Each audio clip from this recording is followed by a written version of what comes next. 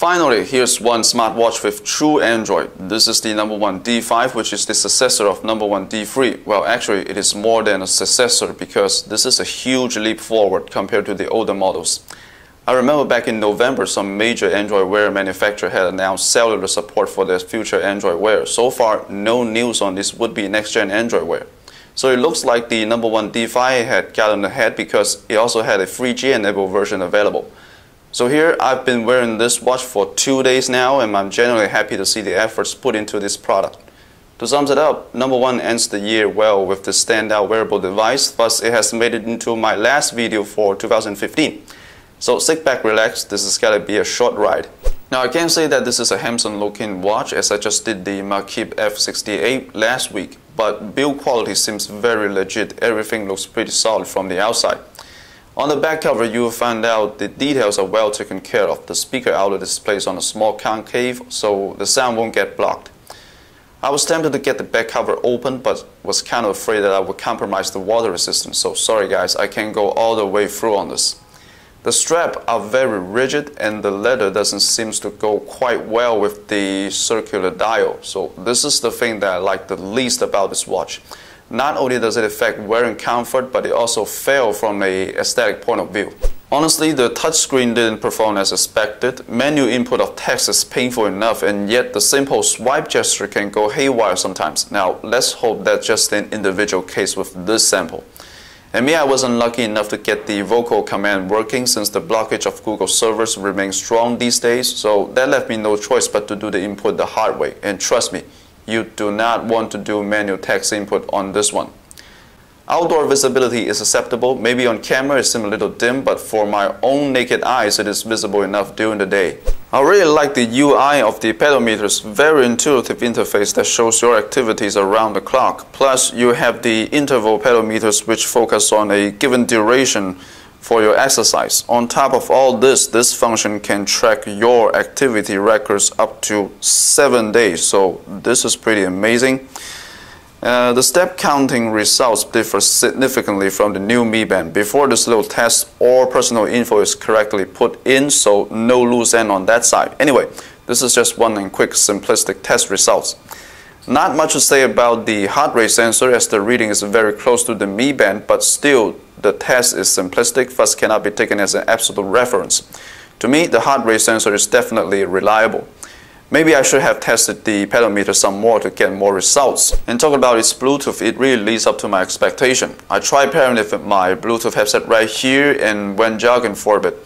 The connection barely broke up and it remained very stable even when the wind blew strong. Seeing this, I really wonder why the Bluetooth connection is so weak in phone watches such as the DC09, knowing that they too uses the Mediatek chipset. What about the Google services? Well, here I would like to point out that getting Google apps working is very painful, all thanks to the blockage of Google servers in my country, so it is impossible for me to give you guys any in-depth content on the subject. All I can say is that I've tried running Google Fit and Google Map, and I don't want to talk about how long I've waited for the download.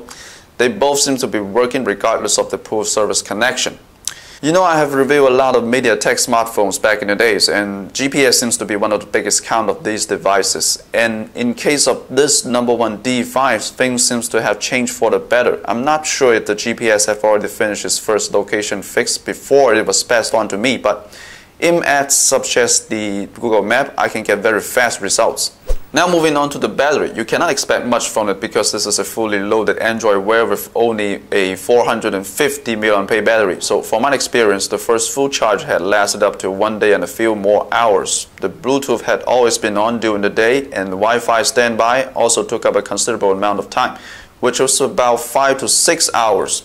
Not a bad record for an Android smartwatch, but just keep in mind that having a realistic expectation on it can make you feel a lot more better about the device. And talking about its charger again, it is not to be confused with a QI charger. My major complaint about this accessory is that they should have added some kind of fix on this thing so that the watch can face up while it's charging on the table. Apart from that, it does the job right.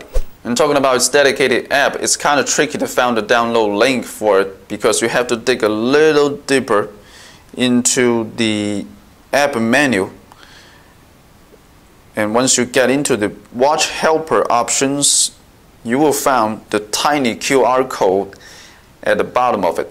Scanning it will land you on 2 app options. Choose the first one from there, and there you'll see that this is actually the app made for the notification functions, nothing else. Now, if you have a smartphone with stock Android 5.0 or above, you might not need this app at all, but this app still has some very handy functions such as file transfer and app removal. Again, the app is not in mute to broken English, but it is comprehensible. Now, let me give a quick summary of the pros and cons of this No.1 D5. Pro 1, it does more than those Android Wear do, as it has a standalone Play Store. That's the key. And 2, you get the 3G cellular version available, so it can also work as a backup phone. Thirdly, you get full spectrum connectivity, which are namely Wi-Fi, Bluetooth 4.0, GPS, and even cellular. And about the cons, number 1, wearing comfort is sacrificed for the sake of a truly functioning Android smartwatch. Here I have this huge dial that keeps pressing against my wristband. And they can really use a softer material for the strap, seriously. Touchscreen doesn't seem to be reliable sometimes. Text input is painful, but still I have the vocal input so I can let it slide. But there shouldn't be any problem with simple gesture recognition. Thirdly, water resistance can be compromised if the back cover is removed improperly, so really do be careful with it. Anyway, I'm glad to see some manufacturers have finally decided to try out some more serious stuff such as this one. I can't say that I'm over 70% positive about it, but I really do appreciate the efforts. Again, sorry guys, I can't give you a very full review here as I have very limited access to Google servers. If you are a user, please don't hesitate to share with us your experience in the comments section. Okay, Matthew here, and I'm off to my New Year holidays, and hopefully I'll be bringing the SJ5000X with me. So see you guys in 2016. Bye.